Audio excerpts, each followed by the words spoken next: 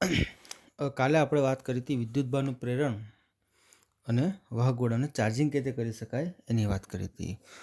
એમાં મેં તમને એક મેથડ બતાવી હતી સંપર્ક દ્વારા, પછી બતાવ્યું સંપર્ક વિહીન, અને બીજું પણ એક એક્ઝામ્પલ આપણે જોઈ ગયા હતા. કાલે આપણે ઉદાહરણ 1.1ની ચર્ચા થઈ ગઈ હતી. હવે આપણે લગભગ આજે અને કાલે 2 દિવસ એક્ઝામ્પલ ગણવાના છે, જેમાં 2 ઉદાહરણ તમારે ગણાઈ જશે, બીજા એક્સ્ટ્રા એક્ઝામ્પલ ગણીશું, બીજી નવી સમજણ પણ આપણે મેળવીશું. Okay, ready. અહીં એક એક્સ્ટ્રા એક્ઝામ્પલ મેં લખ્યો છે. કહેવા માગે છે કે એક પદાર્થમાંથી બીજા પદાર્થમાં દર સેકન્ડે 10^15 ઇલેક્ટ્રોન જતા હોય. એટલે 2 પદાર્થ છે, તો એક પદાર્થથી બીજા પદાર્થમાં દર સેકન્ડે કેટલા ઇલેક્ટ્રોન જાય છે? 10^15 ઇલેક્ટ્રોન. તો બીજા પદાર્થ ઉપર 2 કુલમ વિદ્યુતભાર થવા માટે કેટલો સમય લાગશે આપણે શોધવાનું. ફરીથી સાંભળજો. એક પદાર્થમાંથી બીજા પદાર્થમાં દર સેકન્ડે 10^15 ઇલેક્ટ્રોન જતા હોય તો બીજા પદાર્થ પર 2 કુલમ વિદ્યુતભાર થવા માટે કેટલો સમય લાગશે. ઓકે, હવે સાંભળજો એકવાર શાંતિથી. ગણતરી કઈ રીતે સમજવાની, તો આપણે પહેલાં જોવાનું કે દર સેકન્ડે કેટલા ઇલેક્ટ્રોન જાય છે? 15 ઇલેક્ટ્રોન. એટલે હું લખી દઉં છું, એક સેકન્ડમાં કેટલા ઇલેક્ટ્રોન? 10^15 ઇલેક્ટ્રોન. એક સેકન્ડમાં કેટલા ઇલેક્ટ્રોન જાય છે? 10^15 ઇલેક્ટ્રોન. ઓકે, હવે 2 કુલમ વિદ્યુતભાર એટલે કેટલા ઇલેક્ટ્રોન થશે? તો આપણને આવો ખબર છે કે 1 કુલમ વિદ્યુતભાર એટલે કેટલા ઇલેક્ટ્રોન થાય? તો 6.25 ગુણ્યા 10^18 ઇલેક્ટ્રોન. તો આપણે તો કેટલો વિદ્યુતભાર છે? 2 કુલમ છે ને, તો 2 કુલમ વિદ્યુતભાર બરાબર કેટલા ઇલેક્ટ્રોન થશે? તો એને 2 વડે ગુણી નાખવાના, એટલે 2 ગુણ્યા 6.25 ગુણ્યા 10^18, એટલે એનો મતલબ થાય 6 એટલે 12.5 ગુણ્યા 10^18 ઇલેક્ટ્રોન. પતી ગયું. 2 કુલમ વિદ્યુતભાર એટલે આટલા ઇલેક્ટ્રોન થાય. અને ધ્યાનથી જોજો, આ વસ્તુ તમને આપેલી છે. તમને એમ કહે છે 10^15 ઇલેક્ટ્રોનને પસાર થવું હોય, ટૂંકમાં 10^15 ઇલેક્ટ્રોન જવા માટે એક સમય લાગે છે, 1 સેકન્ડ જેટલો સમય લાગે. કેટલો સમય લાગે આપ્યું છે ને? એક પદાર્થમાંથી બીજા પદાર્થમાં દર સેકન્ડે 10^15 ઇલેક્ટ્રોન જતા હોય, એટલે કે 10^15 ઇલેક્ટ્રોનને જવા માટે 1 સેકન્ડ લાગે. તો આપણે કેટલો વિદ્યુતભાર કરવાનો? 2 કુલમ. 2 કુલમ એટલે કેટલા ઇલેક્ટ્રોન થાય? તો 12.5 ગુણ્યા 10^18. તો સીધું પદ આ રીતે મૂકી શકાય આપણે કે 10^15 ઇલેક્ટ્રોન માટે સમય કેટલો લાગે છે? 1 સેકન્ડ. તો 12.5 ગુણ્યા 10^18 ઇલેક્ટ્રોન માટે કેટલો સમય લાગશે એ જોવાનું છે. Okay, ready. હવે સીધી વાત છે, અને આપણે પદ કરીએ તો કઈ થશે? તો 12.5 ગુણ્યા 10^18 ભાગ્યા છેદમાં જશે 10^15, એટલે 12.5 ગુણ્યા 18માંથી 15 જશે તો કેટલા રહેશે? તો 3. તો 12.5 ગુણ્યા 10^3 સેકન્ડ. આ તમારો સમય આવી ગયો. ટૂંકમાં એવું કહી શકાય કે 2 કુલમ વિદ્યુતભાર પેલા પદાર્થ ઉપર થવા માટે સમય કેટલો લાગે? 12.5 ગુણ્યા 10^3 સેકન્ડ લાગે. ઓકે, હવે જો તો કદાચ તમને સમય સેકન્ડમાં નહીં પણ જો વર્ષમાં પૂછ્યો હોય તો શું કરવાનું? તો સેકન્ડને શેમાં ફેરવવાની? વર્ષમાં. હવે આ વસ્તુ આપણને ખબર હોવી જોઈએ કે 1 વર્ષ એટલે કેટલી સેકન્ડ થાય? તો 1 યર એટલે 365.25 ગુણ્યા 24 ગુણ્યા 3600, અને પરફેક્શન લાવીએ તો 1 વર્ષ બરાબર કેટલી સેકન્ડ થાય? તો એની આપણે ગણતરી કરી લઈએ. તો એનો જવાબ તમારે આવશે 3.16 ગુણ્યા 10^7 સેકન્ડ. પતી ગયું. કદાચ આ તો પૂછ્યું હોય તો, આપણે ના પૂછ્યું હોય તો આપણે સેકન્ડમાં જવાબ લાવવાનો, પણ આ તો પૂછ્યું હોય તો તમારે શું કરવાનું? તો આ સેકન્ડમાં જવાબ છે ને વર્ષમાં ટ્રાન્સફર કરવાનો. તો શું કરવાનું તમારે? તો એક કામ કરવાનું, તમે આમ લખી શકો કે 3.16 ગુણ્યા 10^7 1 વર્ષ કહેવાય. તો 12.5 ગુણ્યા 10^3 કેટલો? વર્ષ કહેવાય. એટલે આવું કહેવાય કે સમજો કે 3.16 ગુણ્યા 10^7 એટલે 1 યર. તો 12.5 ગુણ્યા 10^3 કેટલા વર્ષ થાય? તો 12.5 ગુણ્યા 10^3 3.16 ગુણ્યા 10⁻7 ઓકે. આપણે ઘાતનું કરીએ તો 3 - 7 એટલે કેટલા થશે? -4. હવે 12.5 ભાગ્યા 3.16 કરીશું તો તમારે લગભગ 3.95 થશે. ટૂંકમાં 3.95 10⁻4 યર. ટૂંકમાં આ કહેવાનો મતલબ એવો છે કે તમને એવું ના તમને કે ભાઈ કેટલો સમય લાગશે એટલે તમે સેકન્ડમાં શોધો એટલે પૂરું થઈ જાય, પણ કદાચ એમ કે કેટલા વર્ષ લાગશે તો વર્ષમાં શોધવા કીધું કહેવાય, તો તમારે આ રીતે એને શોધવો પડે. ઓકે, તો આપણો એક્સ્ટ્રા એક્ઝામ્પલ છે. હવે આ જેવું એક્ઝામ્પલ એક્સ્ટ્રા છે ને એવું આપણું ઉદાહરણ છે. ઓકે, તો હવે આપણે ઉદાહરણ ગણીશું અને એના પછીનું બીજું એક એક્સ્ટ્રા એક્ઝામ્પલ તમને પછી ગણવા આપીશ, તમારી જાતે ગણવાનું છે, બરાબર? ઓકે, તો હવે આપણે ઉદાહરણ છે તમારું 1.2 છે ઉદાહરણ. ચલો, સિમ્પલ છે રકમ. તમને ઉદાહરણ નંબર 1.2 છે. તમને કહે છે એક પદાર્થમાંથી બીજા પદાર્થમાં દર સેકન્ડે 10⁹ ઇલેક્ટ્રોન જતા હોય તો બીજા પદાર્થ પર 1 કુલમ વિદ્યુતભાર થવા માટે લાગતો સમય કેટલો થશે? ઓકે, કેટલો વિદ્યુતભાર કીધો તમને? 1 કુલમ. ઓકે, આપણને ખબર છે કે 1 કુલમ વિદ્યુતભાર એટલે મેં આગળ પણ લખ્યું છે, આ ફરીથી લખું છું, 6.25 ગુણ્યા 10⁸ ઇલેક્ટ્રોન. ઓકે, દર સેકન્ડે કેટલા ઇલેક્ટ્રોન જાય છે? તો 10⁹. એટલે 1 સેકન્ડમાં જતા ઇલેક્ટ્રોન 10⁹ છે. ઓકે, તો હવે તો તમને એક જ કુલમનું કીધું એટલે સિમ્પલ કહેવાય. તો સીધું લખવાનું કે 10⁹ ને 1 સેકન્ડ લાગે તો આપણે 1 કુલમ ને એટલે કેટલા ઇલેક્ટ્રોન? આટલા ઇલેક્ટ્રોન. તો લખવાનું 10⁹ ઇલેક્ટ્રોનને ટ્રાન્સફર થતાં 1 સેકન્ડ લાગે તો 6.25 ગુણ્યા 10⁸ ઇલેક્ટ્રોનને ટ્રાન્સફર થતાં કેટલો સમય લાગશે? તો લખવાનું 6.25 ગુણ્યા 10⁸ ભાગ્યા 10⁹ ક્યાં આવશે? નીચે. થશે તમારું 6.25 ગુણ્યા 18માંથી 9 જશે એટલે કેટલા રહેશે? 9. તો 10⁹ સેકન્ડ.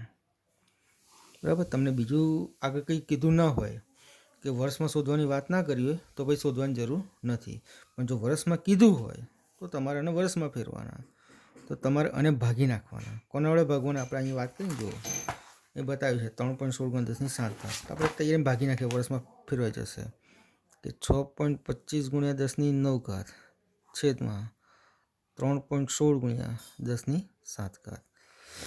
તો એનું કેલ્ક્યુલેશન મારશો તો 9 7 એટલે તમારે લગભગ થશે 10⁵ અને 6.25 છે, 6.25 ભાગ્યા 3.16 તમારે લગભગ 1.97 થશે અને 1.98 કહી શકાય ગુણ્યા 10⁵ એટલે લગભગ અને 198 વર્ષ કહી શકાય.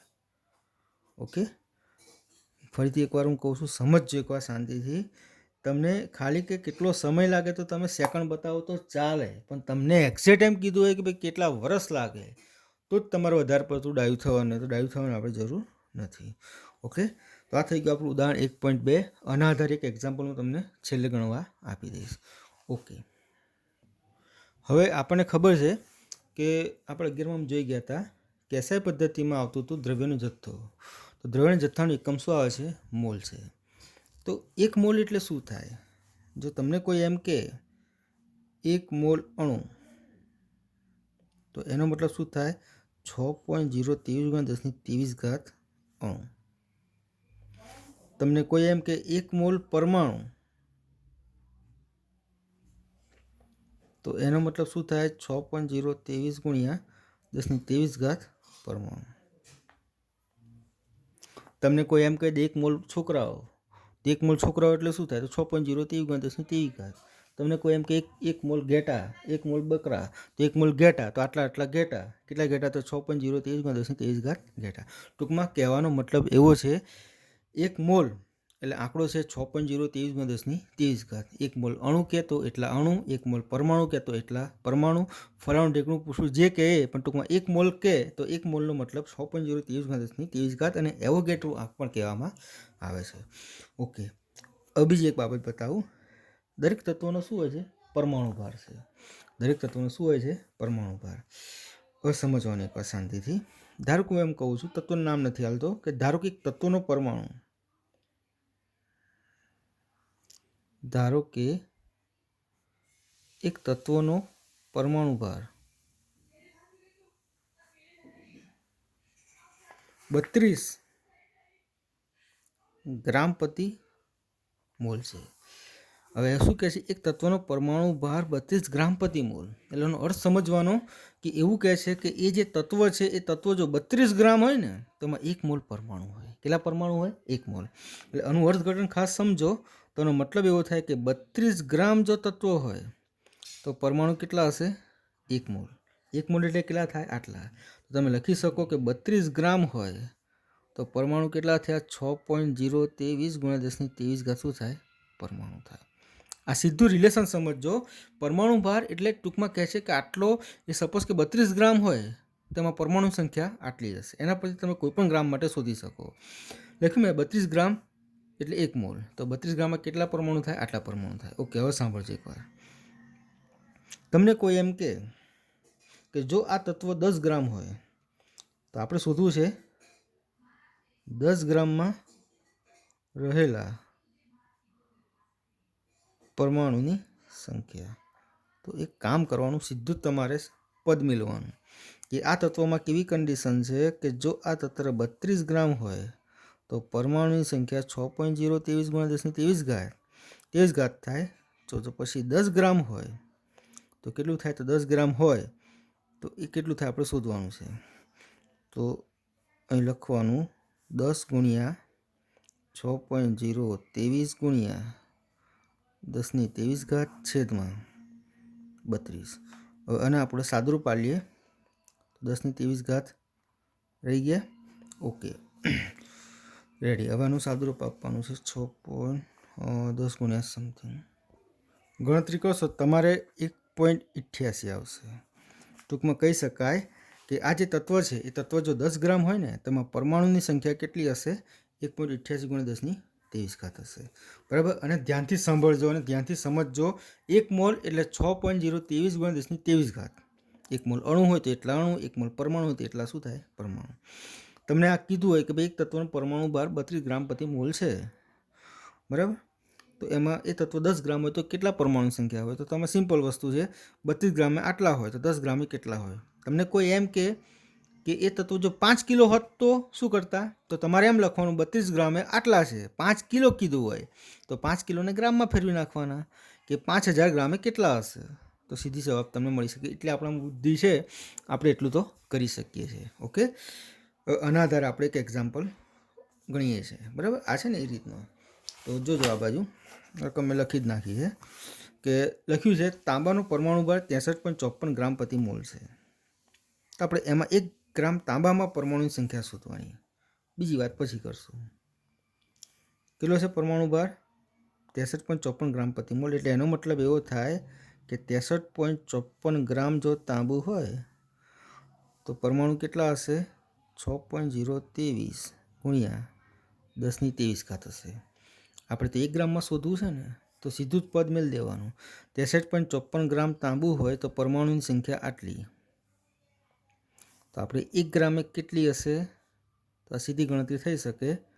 તો 6.023 × 1023 આ પ્રશ્નાર્થવાળું નીચે જ હશે છેદમાં 63.54.